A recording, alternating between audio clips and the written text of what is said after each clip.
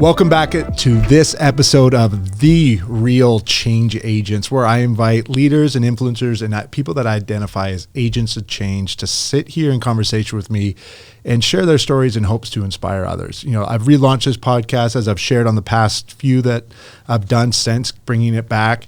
And the whole idea is to now talk with leaders and influencers and agents of change, as I say, within the real estate space, more importantly, within the brokerage that I'm currently with. As I've grown in the business, I've recently made a big change, and I'm excited about that. And that was to transition over to Real Broker, and the platform that now gives me access to agents all over the country and internationally in Canada, which is where I'm from. So that's kind of fun. But that's over 9,000 agents and growing daily, which means that's so much content, so much inspiration available to me that I can learn from and mentor under and hopefully bring value to. And that's what this podcast is all about. It's about having conversations with local agents and agents around the country and in Canada. They're doing more than just, doing transactions, that are inspired to do more than just serve the need of their client, that see a bigger picture and see a challenge that they want to put on themselves to, be better.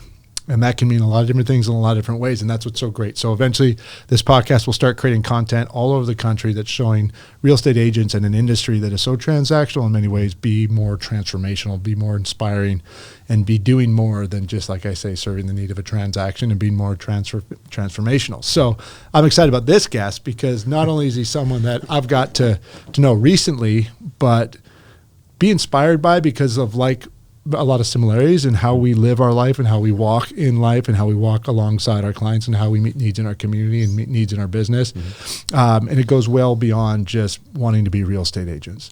And I met Chris recently through a podcast I did with Rachel. Yep. And the conversation was very fluid and just organic. And I just realized this is someone I don't want to just be in business with, but someone I want to be doing life with. And when you're in real estate, we get to be in relationship with people, and it's not just clients. So much of it is being in relationship with other agents. So it's an honor to have you on the show, my friend Chris, who has just come over to Real. So he gets to be on here, but more importantly, we get to work together here locally in Scottsdale. And I'm excited about that because where his heart lies, he's a man of faith and has big visions for what he now wants to do in the business. He honored me, I'll say this selfishly, by seeing what I've been doing and want to come alongside that. And that's awesome because, those words of affirmation push me to want to do more and build everything I've been building to allow more agents to meet more needs in our city and show that our industry can be super transformational, very impactful, and be of greater value than just, again, helping clients buy and sell homes. So Chris Balmaceda. I got it right. Yes, you did. Welcome to the podcast today, my friend. I appreciate it. I'm excited to have you here. Yeah. And I think this is going to be a conversation where I'll get to know you even more. Yeah. And that's what's really cool. Yeah. That's what this is all about. But, we are in the business of real estate, so I'd love to start with you introducing yourself, a little bit of your background, how you got into the business, what was kind of your why for getting into it, some of the successes you've had, some of the struggles you've had. This is about sharing stories in hopes to inspire others. And, sometimes we learn more from the failures that we see, right? So I know you've made some big changes. I'm excited for you to kind of share that because I think that's where we align on a lot of things and some of the things we want to do together here. But let's start from the beginning. Introduce yourself, please. Yeah. And let's hear a little bit of your story. Yeah. Well, I appreciate you having me here. This is awesome. I know our relationship is new. I mean, we're still getting to grow and learn a lot about each other. And I didn't know you're from Canada. I was not aware of that. So that's awesome, man. It's a little nugget I'll drop here every once in a while. That explains the niceness in you, man. So you're not completely tainted by, our American ways. But, well, as of September 28th of 2022, I'm an American citizen. Well, now, so welcome. 2 passports here. Love it, man. Yeah. Love it. Yeah. I was telling you earlier, my dad's from Mexico, so he's dual citizenship as well. So, I get to semi-claim that I'm from Mexico as well, but I was born and raised here. But no, I appreciate it. It's an honor to be here. I'm super excited to be a part of this. As we've shared and talked about on several occasions, you and I have such an aligned vision on where we want to go with our business and how we serve, really due to what we're called to in our faith and things like that. And so that's kind of where my real estate career started. I kind of did the same thing most people did. I didn't grow up in real estate, didn't grow up around real estate. It was never a part of my life. I found out later on after my grandfather passed away that he was a super successful real estate investor and was really involved in real estate when he was growing up. And my mom shared that with me. Once I got successful in real estate, she decided not to share that with me prior to. But ultimately, I did what most, American kids do. I actually was homeschooled. So I spent most of my elementary school years and even high school years being homeschooled at home. I like to say that I dreaded that and hated it, but in the end, I think it worked out best for me. because it allowed me to kind of take some leaps earlier on in life than I would have if I was going to high school. And so did what most of us do. We get our degrees and we go off to college hoping to create some success. Our parents want us to go, get a 4-year degree and go be an employee somewhere and be successful. And my first semester in college, I said, nope, this is not for me. And so I ended up ultimately being a college dropout and said, what do I want to do? Where am I going to go with life? And so I spent early part of my, adult years, just where am I supposed to be? Where am I going? And did a few different careers, different things like that. And I ended up landing, eventually working for the railroad, BNSF Railway, and was a train conductor for them. And, and by this time, I had my first kid, my oldest son, Ben, and my second daughter, or my second kid, not my second daughter, my second kid, Briley, was born. And by this time, she was about 5. And we magically were like, hey, we're having a third kid. Welcome to the world, And so I'm traveling. Many people don't know what it takes to be a railroad conductor, and we're gone all the time. Wow. There's no set schedule. There's no planned time off. It's you get 8 hours off of work and we're calling you back to work. And you get on the train, you spend anywhere from 8 to 10 hours on the train. You get to the other end of the road and then you're stuck in a hotel for 24 to 36 hours before you're sent back home. Once you get back home, 8 hours off and you're called back to work. Wow. And I like to tell people there was about a year that I was gone for about 8 months. And with little ones. Yeah. Wow. So, my wife's at home with, our 2 older kids and then obviously my youngest. And I came home one time just randomly because we could periodically hey, I'm taking myself off the board. I'm not going to work. And so at the time I was living in Needles, California in my parents' fifth wheel in 110-degree weather just so I could work. And I drove home. I said, screw it, I'm going home. I need to see my family. And so I went home and walked in, and my youngest was walking. And I'm like, what? When did this happen? And she's like, yeah, he's been doing it for a while. And I'm like, I had seen videos, but I hadn't really, it didn't really hit me that I missed it. And so something shifted. I was like, I'm done. I can't keep doing this. My family matters too much to me. Yes, I'm providing. Yes, we've got a great life, and I'm making good money, but I'm missing everything. Yeah. And so I got furloughed. It was pretty common. Junior guys would get furloughed the beginning of every year when Christmas season was done because we didn't have a lot of work. So you either traveled the country to continue working or you stayed home. And I was blessed enough to have money in the bank account that I could stay home. My parents had randomly, decided to give my sister and I $5,000 for whatever we wanted to do during the time. So not only do we have money in savings, I had that money come in, and I was like, you know what? I'm going to find something else to do. And so in January of 2016, I started exploring the idea of getting into real estate. And my thought on it was just, I'm going to get my license, work it part-time, and take it from there. And then I'll just go back to the railroad. Decided 12 days, took the crash course, went and took all those classes, passed all the tests, and in March of that year, March 1st, I was licensed.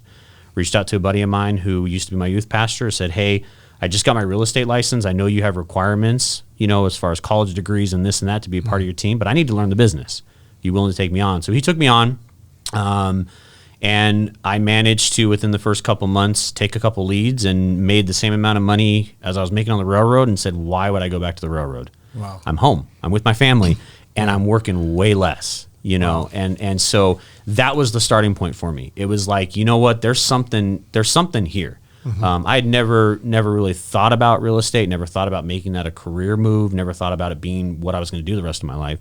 But after those couple checks came in and I was able to pay my bills and was able to be home with my family, I was like, okay, I got to build on this. Wow. So that's my starting point. Love it. That's what got me going to where I am today. A lot of, different paths, but a lot of similarities. Mm-hmm. I literally will tell my clients I had no intention ever to be in this industry. Real estate was not a job title, realtor, a job title I ever wanted to pursue or ever envisioned myself having. Mm-hmm. But God had other plans in store for me. My vision was always to be in sport, right? Sports marketing, that was my first agency world. I did that, pivoted, sports marketing, Red Bull, corporate, LA, did that. Yeah. And then he planted something in me in regards to community, and that's what brought me back here. Yeah. But he brought me back here to strip it all away. Okay. And in doing that, I started seeking, the company I thought I was moving here for, that was going to be my legacy, that worked with players and teams and their foundations and giving back and building a community. This is everything. I can piece together all the things I used to do and bring it to this, and then, sky's the limit, right? Yeah. So we moved here in end of 2015, and unfortunately some things were taking place that I wasn't aware of, and we just couldn't get it over the hurdle. Yeah. And my daughter we moved here with my daughter, and she was, a year and a half at the time. My son was just about to be born. And I was lost. I'll be completely honest. And, I want this to be a platform where people can just be completely transparent. And I had no direction or idea where to go. Yeah. All I knew is my family was everything, and I needed to find a way to serve them. But God had to first strip it all away, plant me in a community that could lift me up. And through the relationships I was building, I got mentored into real estate. They said, take that entrepreneurial spirit of yours, that relationship-driven spirit of yours, and go in. I was like, no way. Yeah. It's a title that I don't identify with. I want nothing to do with. And that's how I saw it. I didn't look at it as a vehicle or a platform, right?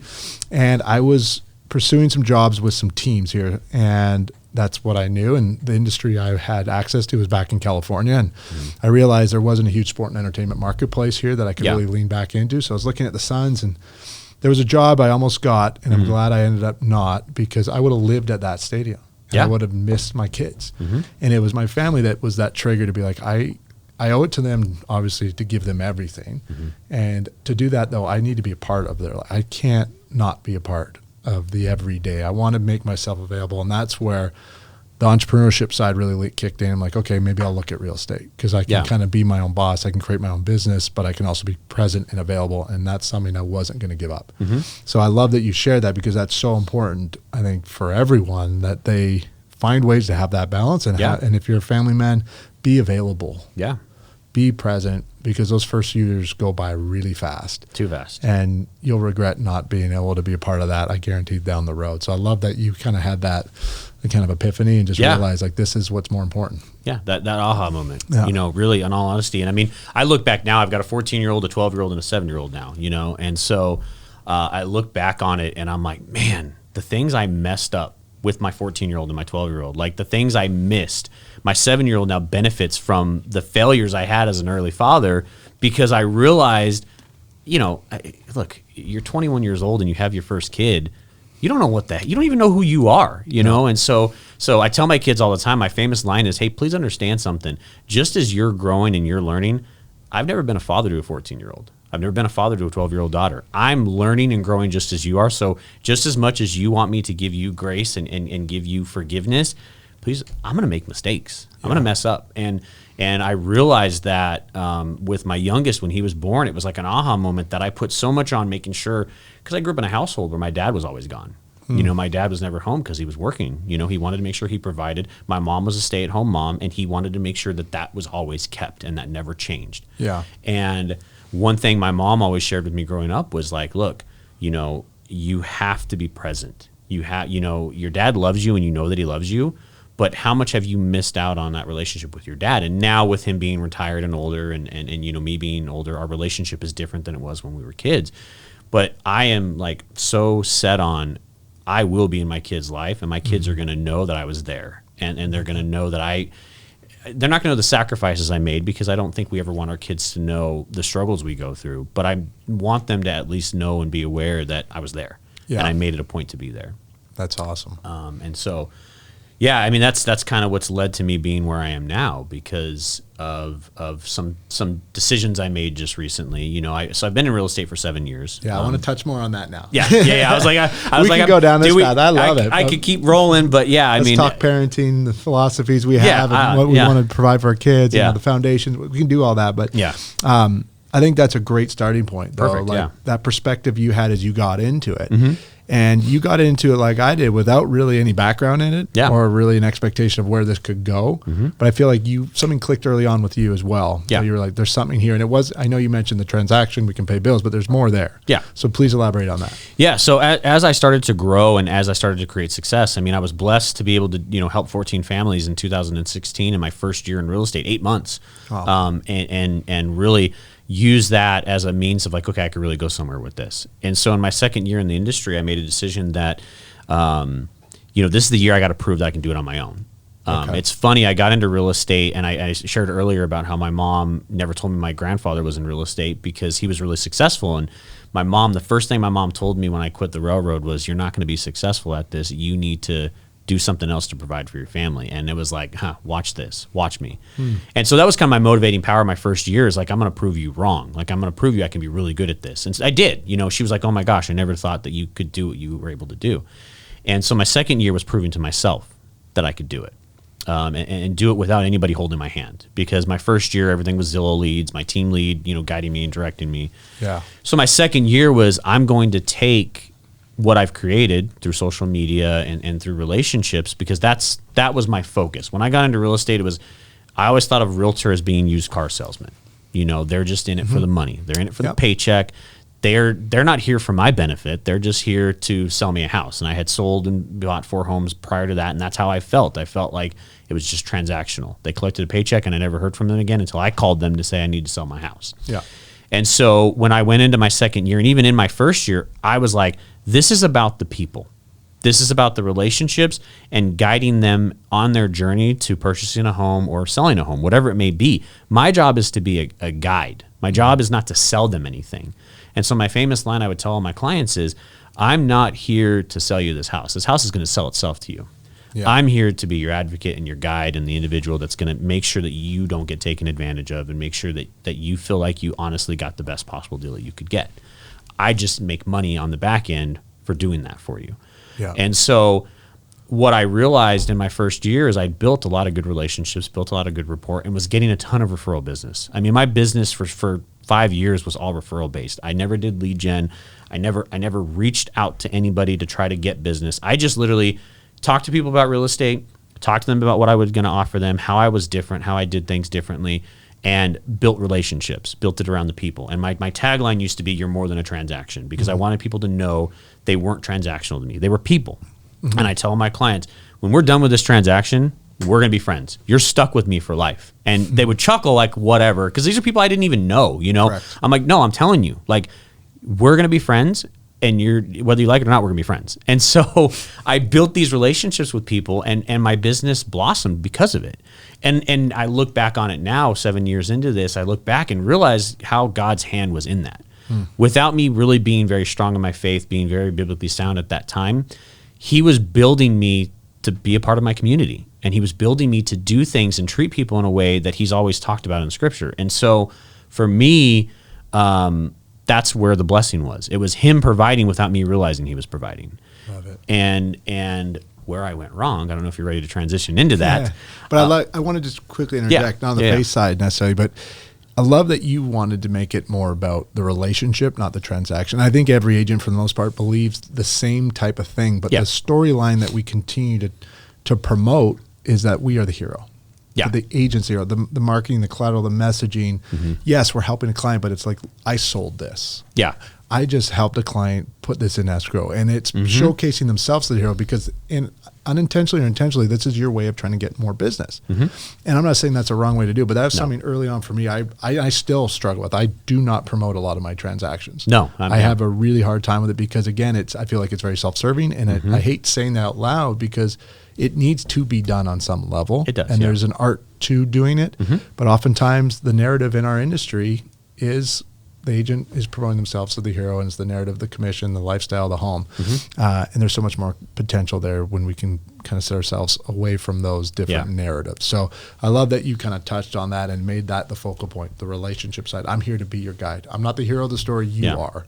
Yeah. And this is your journey. This is something that's very important to you, and I'm going to help guide and nurture that as much as I possibly can without taking any credit. I love that you bring that up too, as far as like sharing, because that's I mean, if you follow a real estate agent or you're friends with a realtor, we see so often it's, under contract, just sold, just, blah, blah.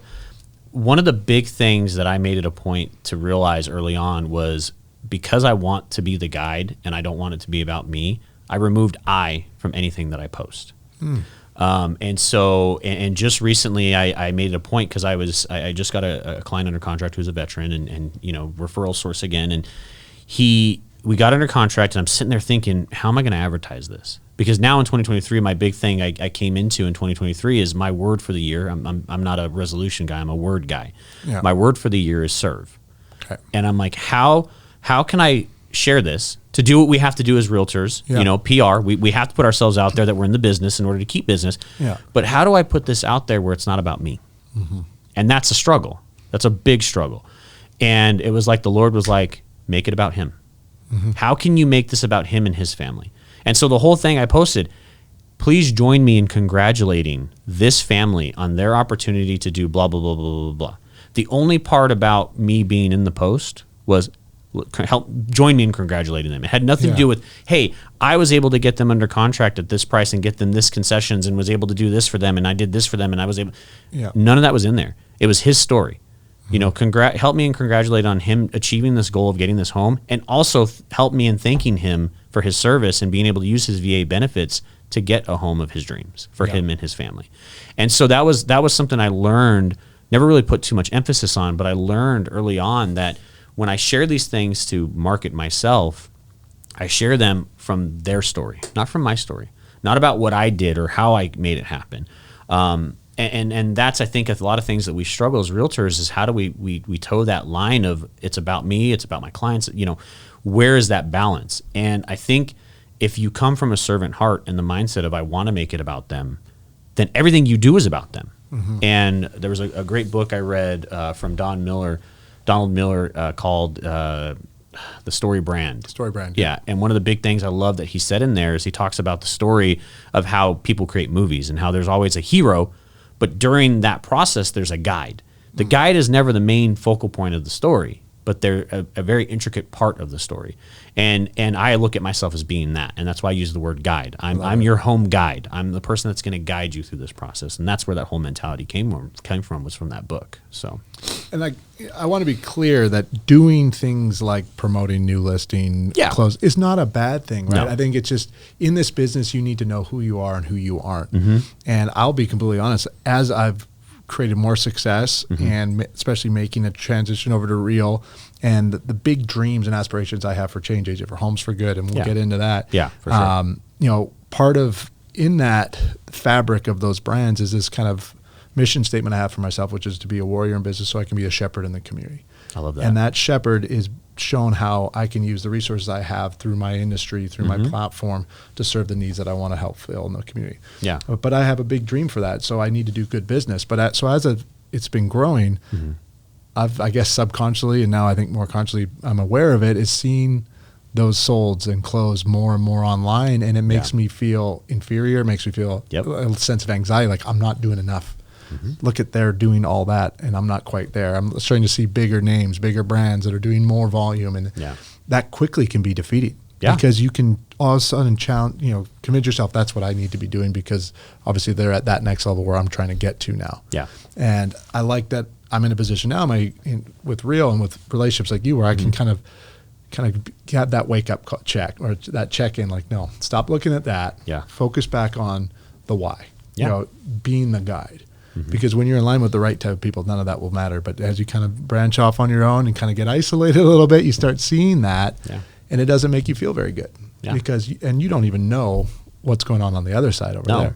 That could have been a closing from 2 years ago, but they needed to put content out. So, there's so many ways to be successful in this, and you just really need to know who you are and who you aren't. And for me, that hasn't been something I struggle with all the time, because I know there's a component that we need to do. But, my brand is more on the personal side. Get to know me. And you'll find out that I'm a successful realtor through the stories that I share, but the stories aren't necessarily going to be about, the deals that were just done. Exactly. So let's get back to now the big shift that you've changed. Because when we met, you were managing a team, correct? Yeah. And success is there. Yeah. But you were really fighting something. Let's talk about that. Yeah. So, to kind of also take it back to where you're talking about that struggle of where you see what others are doing in the industry, and I got to be doing that too. Why am I not there? Like all these people have all this success, and like people who came on at the same time as me or even after me, I'm like, man, why are they doing so much more business than I am? Like, what am I doing wrong? And using that comparison idea is what really led to my struggle and led to what actually transitioned me from working on my own and managing a team. So, and that's going to lead into this, what led to now me being where I am today. And so in in my 5th year, made a decision that I was going to take a jump into the luxury market. You know, I've got the success. I've created this business that is referral based. I'm successful. I can make this happen. But I got into the luxury space with the mindset of I'm going to make more money, and I'm gonna be one of these top 1% producers, and I'm going to be on all the magazines, and I'm going to be the center of the story. Yeah. And that was also the realization in my life where the Lord was like, "Hey, it's time to wake up," because I started making it about me. And so after my 5th year, I was successful. I had a good year. Going into my 6th year, I had nothing. Nobody was calling me. I had no emails coming in. I had no business. And I'm like, what the heck? Like my phone rang all the time. Like I always at least had, when I would, close on a home, I'd have another home going under contract. Like I was never unemployed, you know? And so for the first time in my career, I'm like sitting on my hands, like what the heck went wrong? At this time, I didn't look internally to realize it was me. It was me. Instead of doing what God had called me to do and making it about others, I made it about me. Yeah.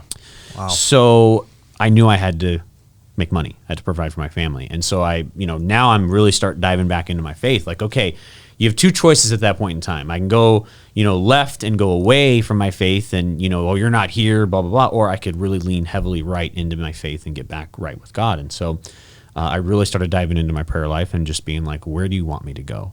What do you want me to do? I messed up somewhere. I don't know where it is at the time. I don't know where it is, but I need to be somewhere. And so he kind of revealed to me like, hey, the most fun that you had in the real estate industry was when you were training, coaching, and helping people. Get back to that.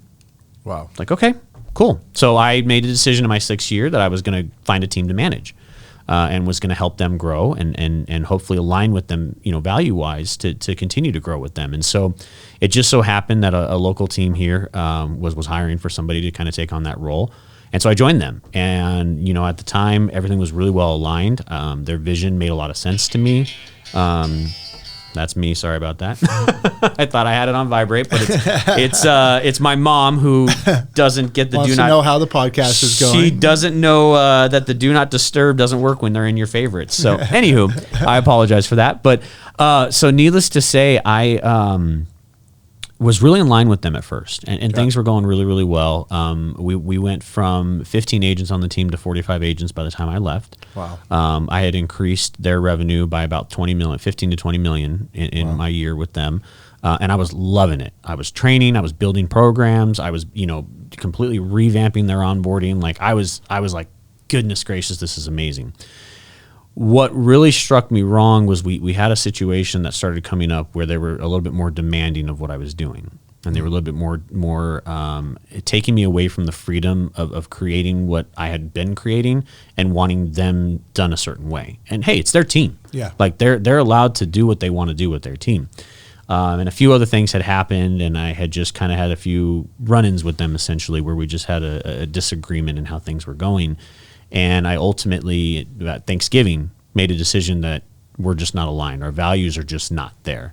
You guys are doing a great thing, but it's just not working for me. It's not where I want to go. And because I don't see the value, I cannot serve you guys correctly. And it's not beneficial for you guys for me to stay on board. So with a lot of fear, because I was getting a salary from them, and I was still able to do business, but I only did 4 deals during that time, and so my business completely fell off. I mean, nobody even knew that I was still in real estate.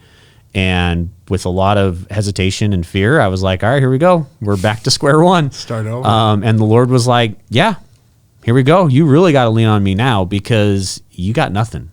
Wow. So it's you personally as an individual, you got nothing. You got me, which is everything, but how much are you really willing to lean into that? How much are you really willing to put your faith in me? Because you never have, Chris. These are things through prayer that I'm just hearing. He's like, you never have. Wow. So are you really ready? And so Thanksgiving of last year, I left the team. I had told them, hey, I'll give you 6 months, like whatever you guys need. And they just made a decision that it's best that you just step away. I'm like, great, sounds good. Good luck to you guys. I appreciate the opportunity.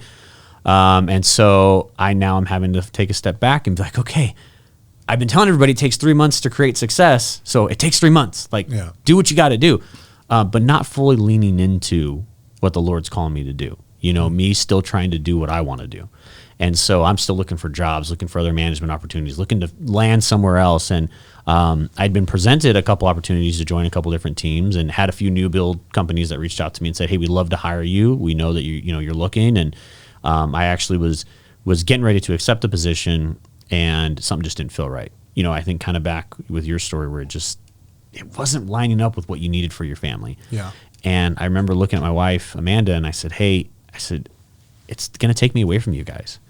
If I do this, I'm not available to coach the teams. I'm not available to be at the games. I'm not available to be at church with you guys on weekends. Like, this just doesn't. She's like, I think that's your answer. And so she said something to me that day. She says, look, if nobody's doing what you want done, go do it yourself.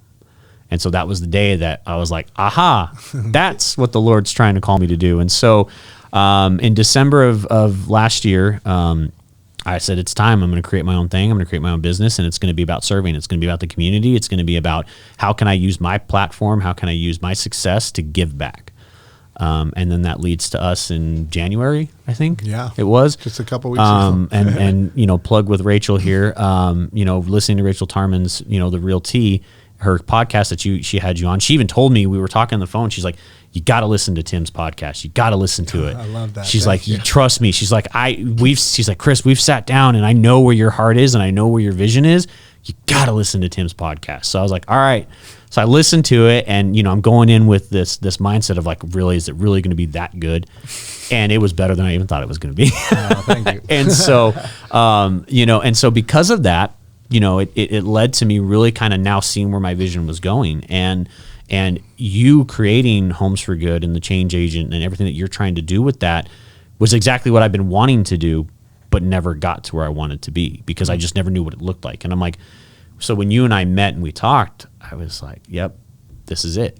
This is it. And so that's what has now led to me being here and being in a position where you and I are now partnering together. And, we're looking to take this, the change agent to another level, and make it something that we can give to everybody to be able to do, anybody that wants to be a part of it. And I'm super excited to be a part of it, to be able to, join with these nonprofits and be able to give back to the community and serve the way the Lord's called us to. So. Yeah. It's such an honor to hear those words because it's that affirmation makes me just want to keep leaning in more and more. And maybe that sounds selfish, but I'm a words of affirmation guy. So when people see and value what I've been doing, and it happened early on, like I literally just started doing open homes, right? Yeah. I'm like, there's no need for me to be in this home because a client can see everything they need to know on their phone. Exactly. I'm really just an inconvenience for them, and I'm not the type of guy that's going to try to convince them to get a phone number or an email. That's not how I do it. They're not signing in on a roster. So I just, in 2018, was like, I did 100 open homes in 100 days. It worked. I got business out of it, kind of. It was more me committing to the industry completely because I got licensed end of summer 2017. So I just went in. Yeah.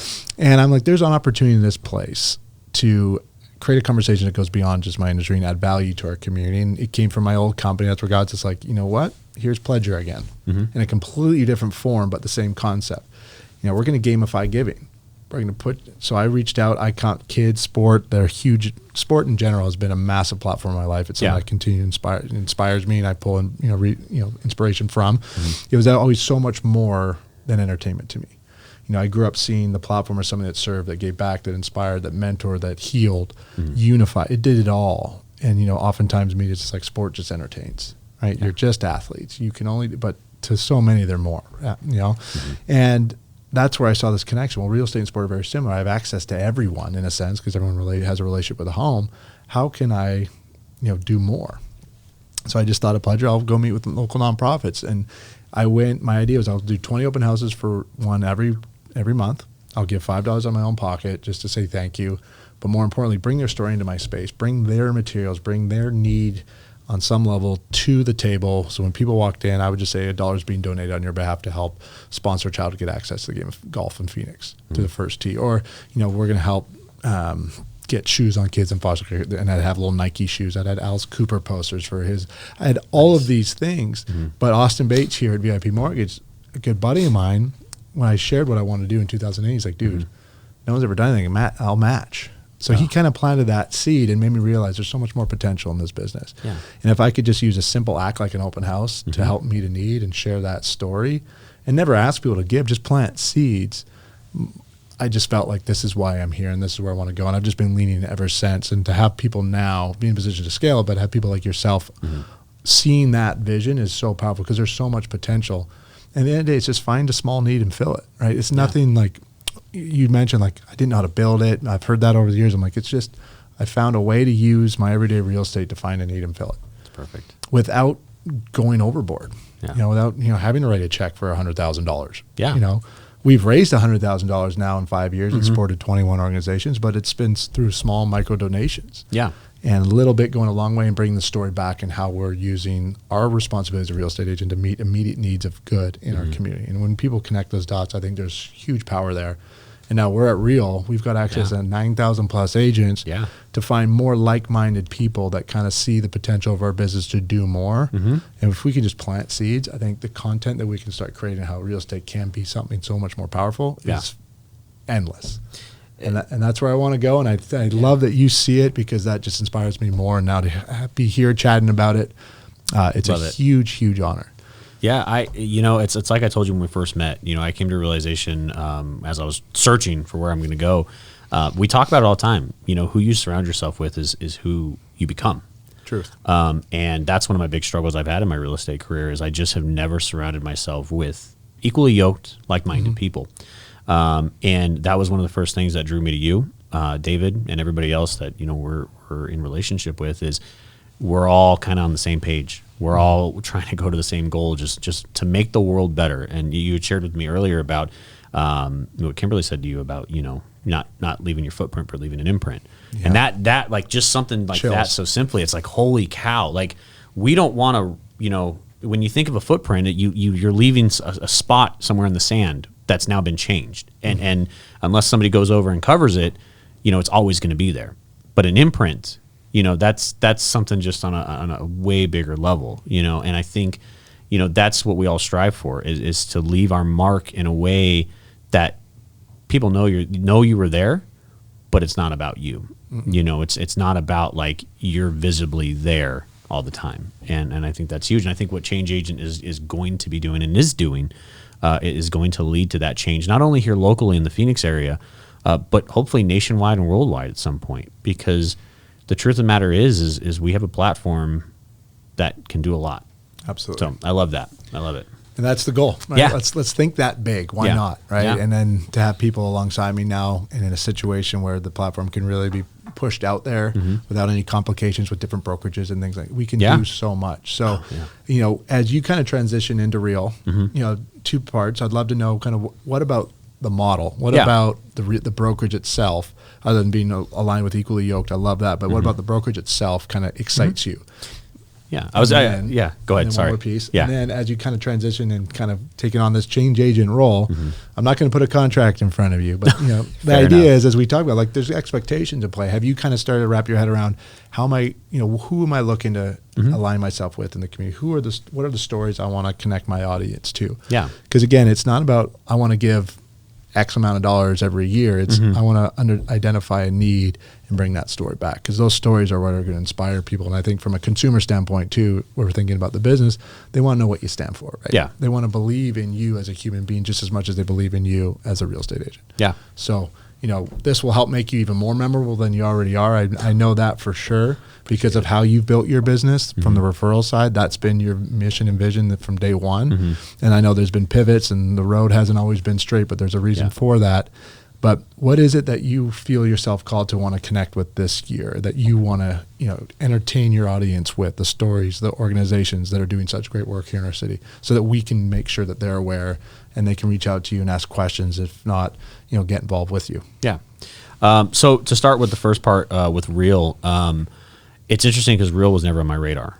I had no intentions of making that transition over to Real. I just was going to stay where I was at the time, build my team there and do what I wanted to do. And obviously our connection is what led me to realize there's something here. And I think the biggest driving point is the freedom. what you shared with me during our meeting at Starbucks, having I think like my fourth coffee that day because I had a bunch of meetings with people that day. Just being able to, like, for you to be able to say, look, I'm able to do this here. And the reason why I went to Real, your story, the reason why you came to Real was because where you were at, you just weren't able to expand it the way you were hoping to or wanting to. Correct. Yeah. And so that was eye-opening for me. Being in a position where I wanted to get to where I want to go and create the serving mentality and being a part of the community in a way I never had before. That was a light switch for me too. Like, holy cow, like, we have this opportunity to create something within this brokerage that I have not seen anywhere else. And so that was the first thing, just the ability to create whatever it is that we need to create to make this happen.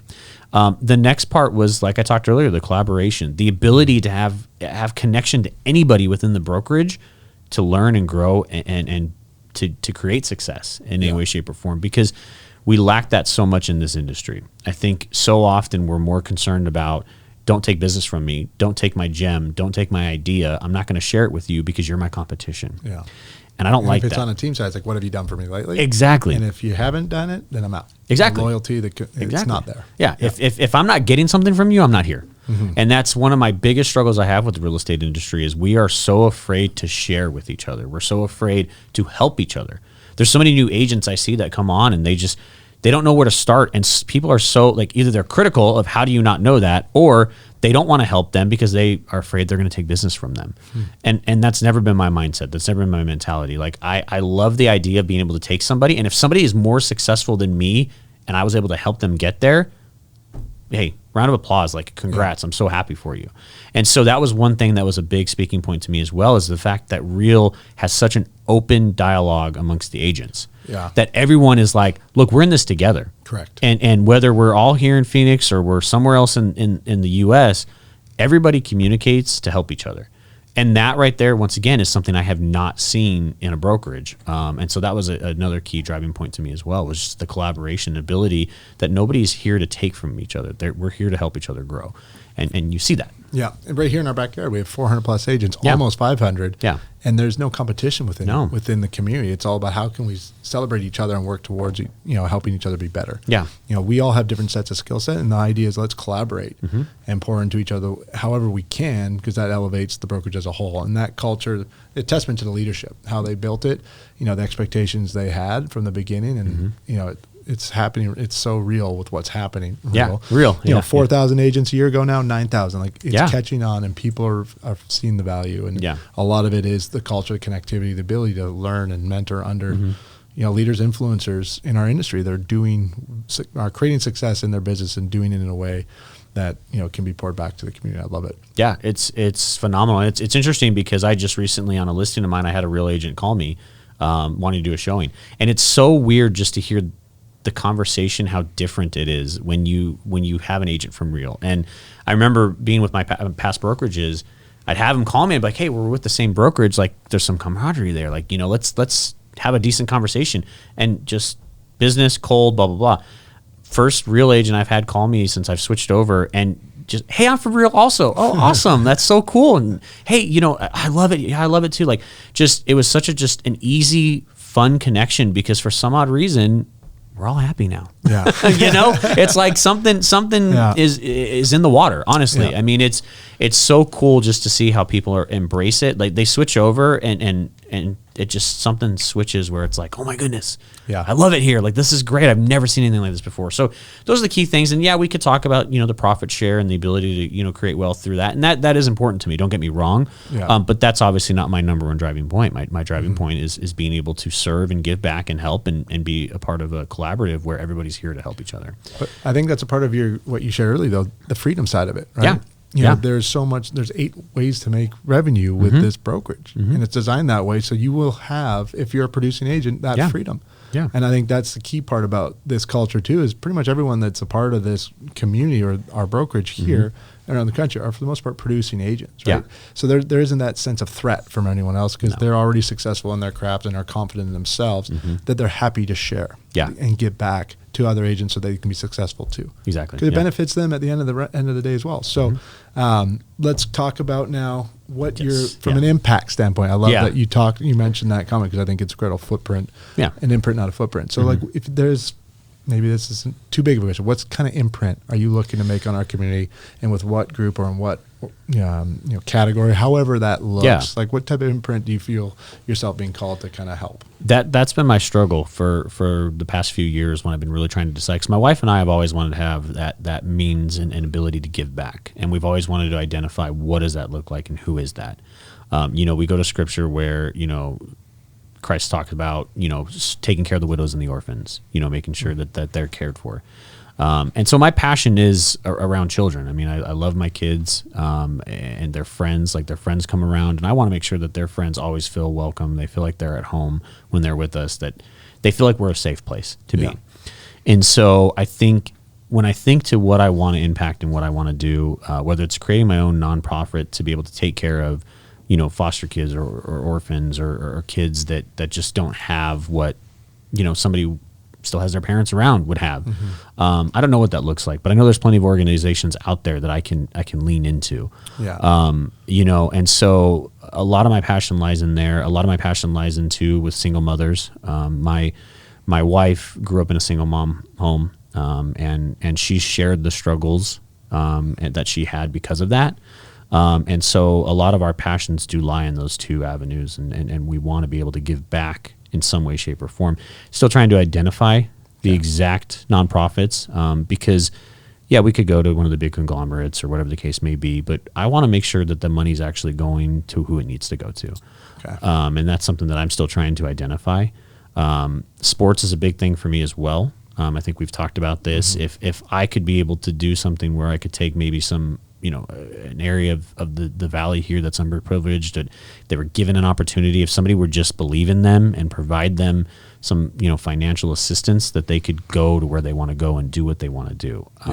But once again, it's all very centered around taking care of children, taking care of single moms and widows and people who maybe aren't looked at as much as they should be. Even though we talk about in society that we want to take care of them, I don't think that they're put up on a pedestal the way they need to be.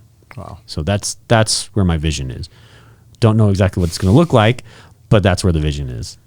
But as someone that's been building for the last few years, hearing that, just how genuine you are in those words and the authenticity behind it, like these are really where I feel connected to. Like as you start finding that story a little clearer and start sharing with that your audience, that's when the magic happens, right? Because people are going to believe that that's what you care about. And a good buddy here, about 2 years ago, sit down with me. He's big in the marketing world and wanted some advice. And at the time in 2021, we were serving 4 organizations all for the whole year. And I think we did 220 deals, and we gave almost 50, a little over 50,000 that year, or 45. Wow. And each deal had an immediate impact, right? So we were working with Amanda Hope Rainbow Angels, and $35 would help outfit a child battling cancer here with the new Comfy Cozy. And the story behind that is incredible. So check out, all these organizations are incredible. And I put a board together, everyone nominated, and it was a 4-way tie at the top for these 4. So the whole year I met with them, like, where's their need? We're going to help serve that need with every deal. Every transaction is going to have an immediate impact within your organization. So we helped Comfy Cozies, and then with the Phoenix Dream Center, it was $100 to help someone that was being transitioned off the street into their intake program so that it could help nurture them and put them into programs that could help them then move forward in life and not have to be back on the streets. Then we did Girls on the Run, a mentorship program for girls in their city, helping them 3rd to 8th grade get sponsored to have access to the program. More than half the families couldn't afford it. So we helped. That was $180 would sponsor a girl. And then Giving Soul, which is in the foster care space, and they work to identify kids in the system and give them the ability to ask for their favorite pair of shoes, and they fill that need for them so they feel loved, heard, and known. And there's a gift, and the story's great. And as I have worked with all these, I've found, he challenged me, he's like, this is great. You've created a vision and a mission, and that's awesome. There's a movement here, but you're doing too many things. And they're not all necessarily aligned. And when people come across it, they're not going to know how to plug themselves in. And it has to be it has to be something that you're passionate about. And that was a kind of an eye opener. And now my wife and I, it's been on our heart for about 2 years now to explore either foster or adoption. You know, we're in a stage of life where our kids are priority number one. Yeah. And if we feel like we're not completely available to them, then we can't go down that path because it's a full investment. Yeah. And so I stayed with Giving Soul, and they're an amazing family. And that the foster care space, and as I've learned about it, is kind of where a lot of my conversations end up going, and how our dollars are being used to help. And for 65 now with inflation, maybe up to 100, we're putting brand new pairs of shoes on kids that are always being kind of forgotten. Yeah. And often, as you talk to the family, feeling that they're less than. Yeah. You know, there's almost like there's a label on them that they're a foster child. Yeah. And they are always given hand-me-downs, and they're, you know, every time they ask, their promises, you know, their requests are never fulfilled. So they meet that need. They ask them, what is your favorite pair of shoes? They go out and find it. They buy it. They deliver it to them. Their son writes a note to them, speaking into their lives and celebrating them. And they give them a bag, which is was inspired by their daughter that they went through. They tried to foster a garbage bag that she had with product with things that weren't even hers. So the bag's a little tote bag so that they can carry their possessions with them, and it says they're more than. So ... They're speaking into their life. So that's kind of who we've been helping. So the idea is, as you start to kind of wrap your head around it, as you start finding the ones that you care about, it'll just become so natural to your conversation that you'll bring it into your everyday business on however you choose to, that people will hear it, they'll respond to it. And whether they engage, at least you're planting seeds that maybe they'll go off into their world and find ways to get involved with organizations they care about. And then you get to keep telling these stories of the work that's being accomplished in a community that you really are passionate about. Yeah. And people will see it.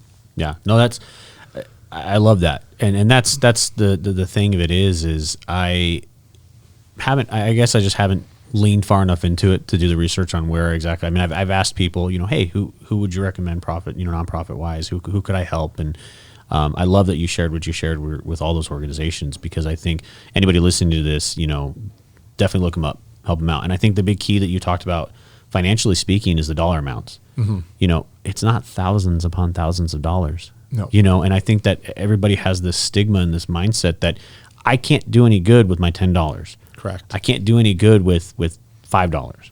And you spoke earlier about your open houses, where every time you hold an open house, you're giving $5 to that organization. That $5 does go somewhere.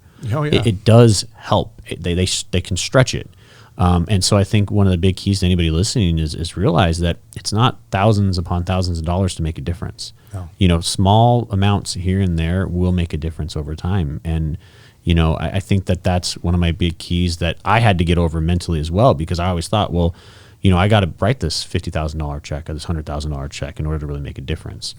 And what happened for me at one point in time is I do a thing usually in December where I do a give back. You know, so anybody who goes under contract with me during the month of December, usually towards the end of November into December, I give $1,000 to a charity of their choice in their name. And one that really hit me one time was I had a pregnancy center in Chandler, I think it was, that my client was like, hey, I want the money to go there. I said, great, done. Check's written, it's out, blah, blah, blah. Yeah. Didn't think anything of it. I just sent it. You know, I'm like, they'll use it. I got a personalized letter from the person who runs the organization over there. It's a local church. And she said, you have no idea what you just did for us.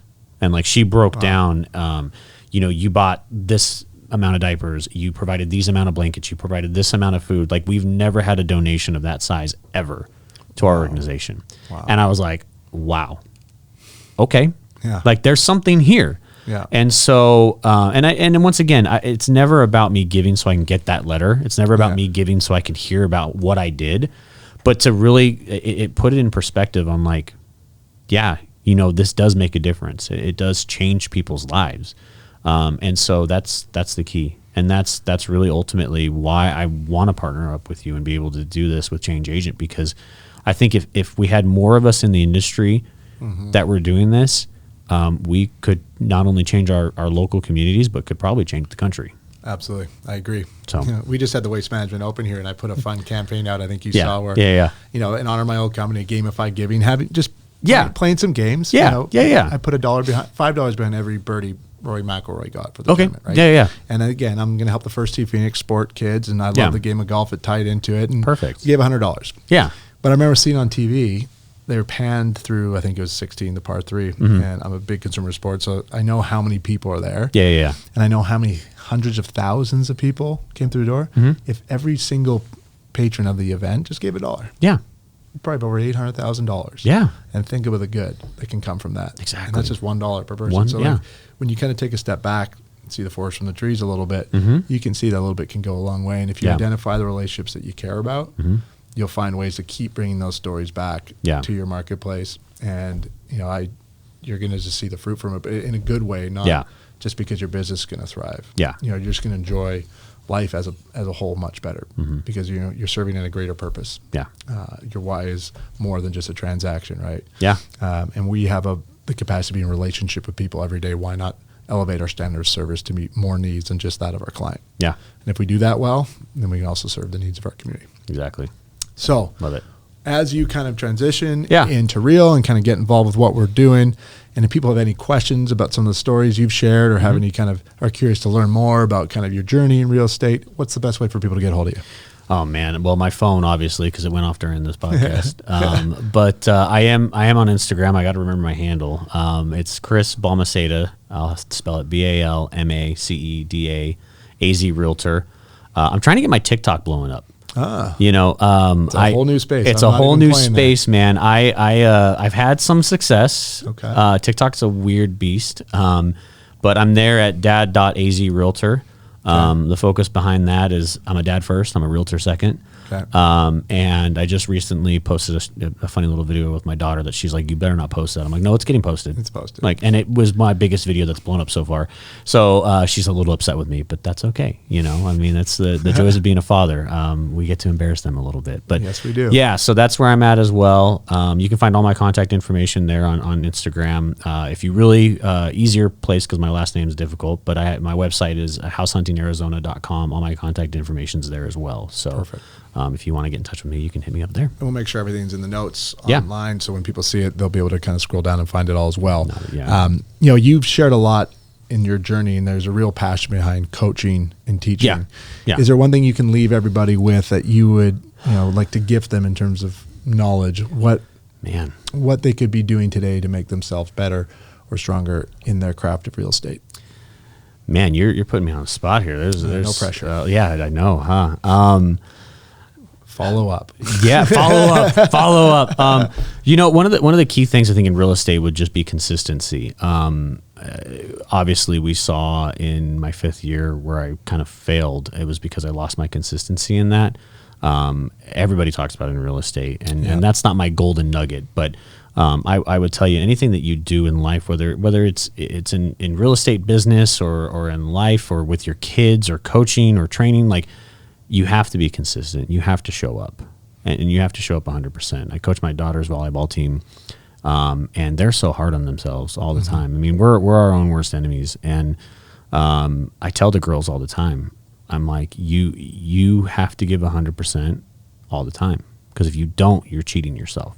Yeah. And we all have those days where we wake up and we don't want to do anything, we don't want to get going, but you have to kind of dig through it and find that motivation. I'm a big proponent of my Bible studies in the mornings. I'm a big proponent of making sure my schedule looks a certain way, because if my morning routine is set up, no matter how I wake up on that moment in time, it's going to get my day going the way I want it to, because that's what the routine is.